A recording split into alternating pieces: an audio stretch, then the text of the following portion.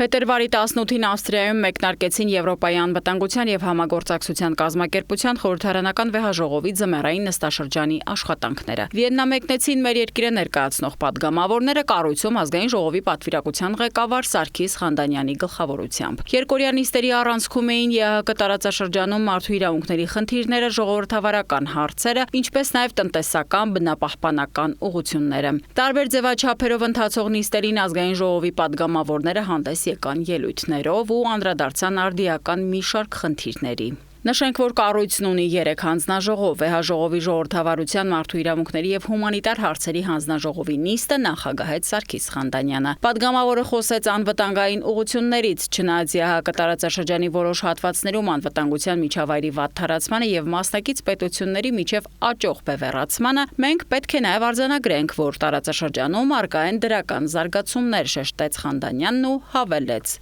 Անցյալ տարի այս նույն դահլիճում նստած մենք դժվար թե պատկերացնեինք, որ Հայաստանի եւ Ադրբեջանի միջև խաղաղության գործընթացը այնքան առաջ կընթանա, որ կհասնենք խաղաղության համաձայնագրի տեքստի շուրջ համաձայնության, որ կգտնենք գործնական լուծումներ նախկինում անլուծելի համարվող հարցերին եւ որ կսկսենք քննարկել մեր երկրների միջև առևտրատնտեսական համագործակցության հարցեր։ Նման առաջընթացը հնարավոր չէր լինի առանց Միացյալ Նահանգների վարչակազմի կառուցողական ներգրավվածության։ Այս հատվածում Սարգիս Խանդանյանն առանձնացրեց Թրամփի ուղի հանուն միջազգային խաղաղության եւ բարգավաճման նախագիծը։ Թրիփը մեր տարածաշրջանը արևելքի եւ արևմուտքի միջև հուսալի կամրջի վերածելու մասին է, նպաստելով համաշխարհային առևտրի եւ տարանցիկ հոսքերին այն ժամանակ, երբ բազմազանեցված անվտանգ եւ դիմակայուն ուղիները առավել քան երբևէ կարեւոր են։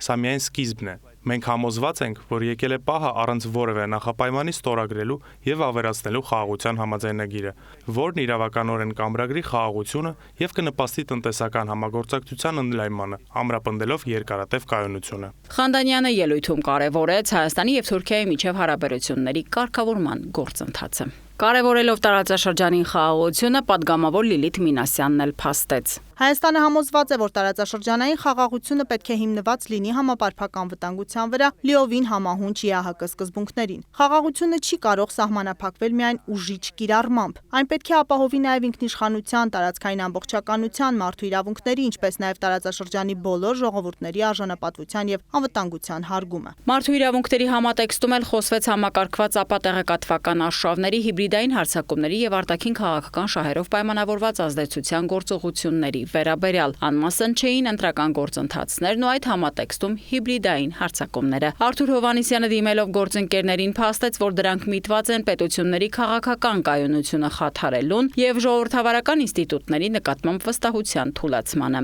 Վերոնշյալները ակտիվ դրսևորվում են հատկապես այն երկրներում, որտեղ սպասվում են ընտրություններ, նշեց падգամավորը, իսկ ընտրություններ ԵԱՀԿ տարածաշրջանի երկրներից առաջիկայում սպասվում են Հունգարիայում եւ Հայաստանում։ Ուշադրություն է հրավիրում մեր գործընկերների, որ այս պահին այն թեմայից, որի մասին մենք խոսում ենք, դրա վառ օրինակները դրսևորվում են հենց Հայաստանում եւ կան Հայաստանում ուժեր, որոնք ուրեմն սպասարկում են արտաքին օրակարգեր, փորձում են արտաքին ազդեցություն հաստատել Հայաստանում, հատկապես ընտրական գործընթացների process-ի ընթացքում, ընտրությունների ընթացքում։ Բնականաբար այս ամենը ուղեկցվում է հիբրիդային հարձակումներով, ամենատարբեր դրսևորումներով եւ նաեւ ես խոսեցի անհրաժեշտության մասին համատեղ ուժերով պայքարելու այս ամենի դեմ, որովհետեւ սա ուրեմն միայն Հայաստանի խնդիրը չէ։ Ժողովրդավարության ամրապնդման տեսանկյունից փոխգործակցության պատրաստակամությունը մեծ է վեհաժողովականների ու անդամ երկրների շրջանում, Վիեննայից ընդգծում է Արթուր Հովհաննիսյանը։ Բոլորն արձանագրում էին, որ ուրեմն խնդիրը